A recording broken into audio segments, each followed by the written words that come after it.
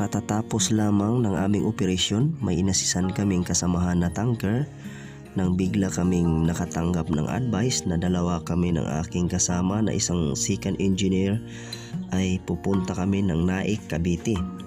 Kami ay may kukuning escape boat na kung saan nandun sa isang shipyard na nire-repair at ngayon tapos na siyang i-repair at nasa laot na ng Naik, Cavite at aming dadalhin dito sa Nabutas. Lula ng isang motorbangka, kaming dalawa ay magpapahatid sa isang lugar dito sa Peaceport sa Nabutas City para kami ay makapag-land trip papuntang Naik, Cavite. Ang lugar na aming dadaungan ay isang terminal ng mga bangka na kung saan ay may organisasyon ng mga bangkang pangpamasada para sa mga barkong mga nakatambay rito. Sa aming pagdaong ay tamang-tama nga na mayroong padyak na nakaabang upang masakyan namin palabas ng Peaceport. Sakay na yung kan.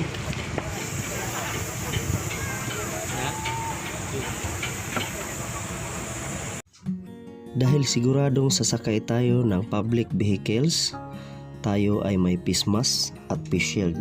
Yung aking kasama, nakalimutan niya ang kanyang face shield at bibili na lang sa labas bago sasakay ng provincial bus papuntang Naik, Cavite. Ang padyak na ito ay maghahatid lamang sa amin sa labas ng Peaceport dyan sa may gate sa unahan.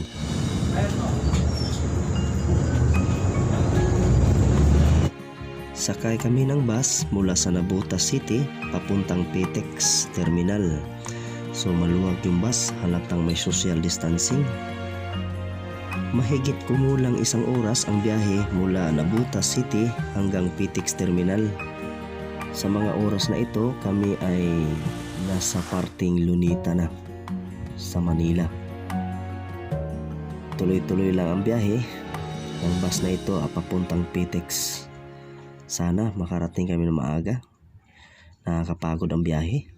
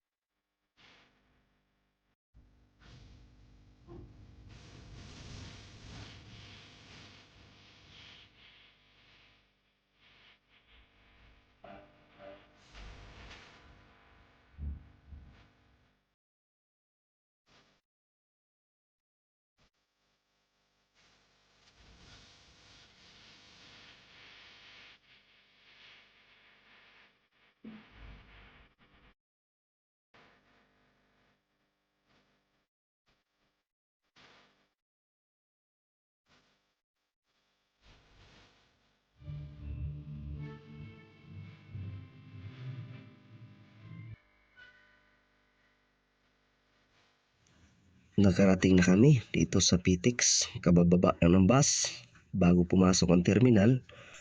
So may mga inspeksyon. Alas 12 na ng tanghali, nakaramdam na ng gutom, so hanap kami ng makainan.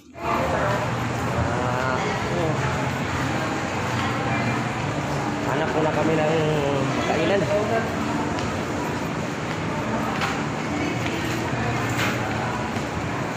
Ito, pinalada ka abroad na ako. Abroad. Ganda ng terminal dito sa Pitex.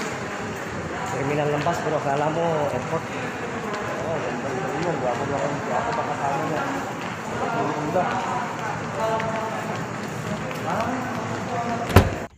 Shout out dyan sa kapwa namin Marino. Dito pala sa Pitex ay meron ding marina. Ayan, napakaraming seafarers o mga seaman na nandito. Kung ano mga appointment ang meron dito sila. Pitex is a friendly terminal. So totoo ito dahil napakaganda rito.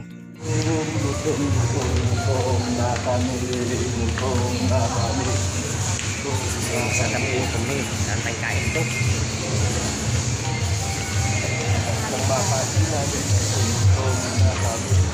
Uy, ganda dito.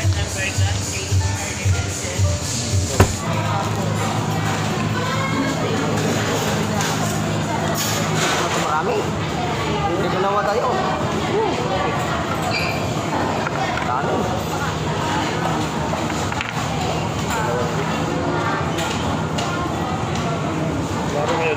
Badyaw daw siya, wala naman di badyaw. Badyaw daw siya, hindi naman natang badyaw.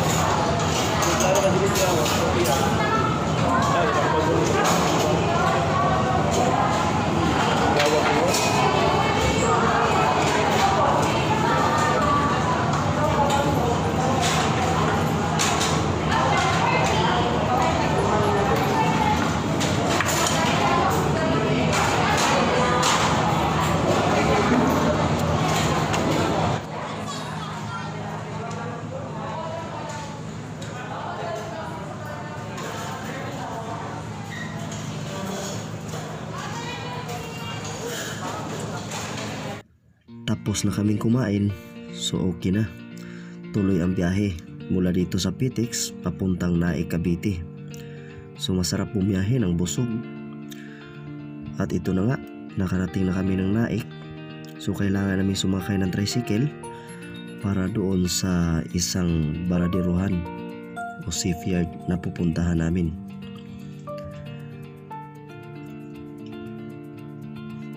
So ito na, nakarating na kami dito sa Timalan. Sa ano, sa notice niya, di sa ordinary tubig. May kukunin ako dito na skip boat. Dadalhin sa Ilog Pasig. Sa Nabutas, dalhin sa Nabutas. Ito pala yung gate natin. Dalawa kami ni GP. Dalawa kami.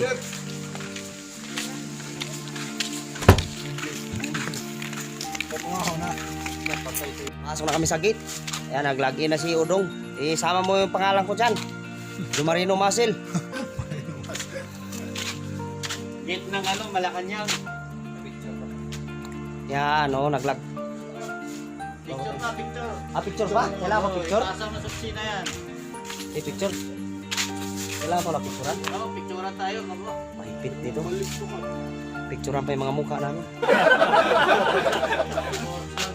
Bataan. So, Bataan kami. Sa Pil Bataan na skip boat. Kukunin namin, dalhin namin sa Nabutas. Ang tao pala yan. Galing kami sa Pil Tarlac. Captain. Captain saka chief engineer to. Oo. Oo. Saka chief engineer. Yan si Udong, chief engineer yan. Si Jomar Sapanta, captain. Picture. Pismas. Oh, pismas tayo. Suot mo tayo pismas.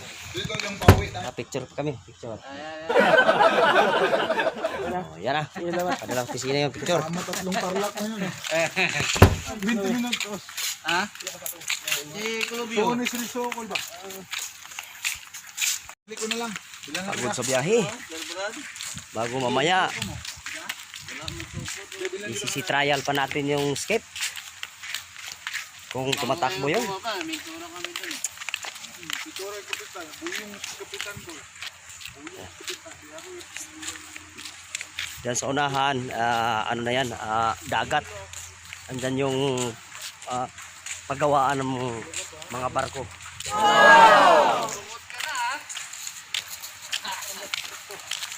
Ito akong buyong ko. Itong direct.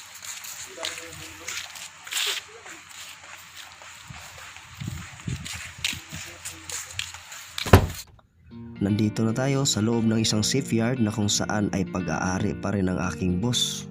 So ito may isang skip boat na ginagawa. May pangalan na pala skip boat na ito. At isang tugboat na dati ay Dilis, ngayon ay Pagi na. Palitan ng pangalan. Si Dilis nagiging Pagi na.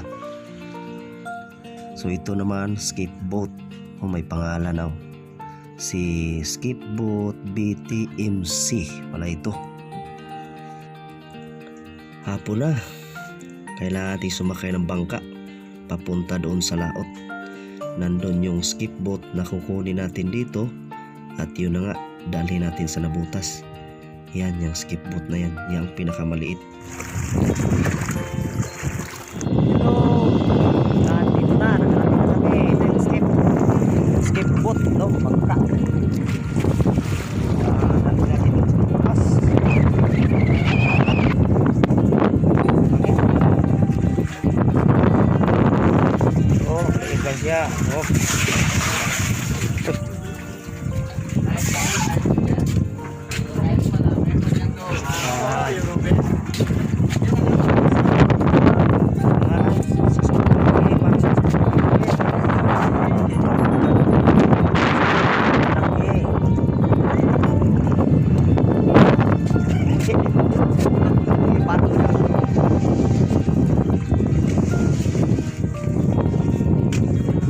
Sa loob.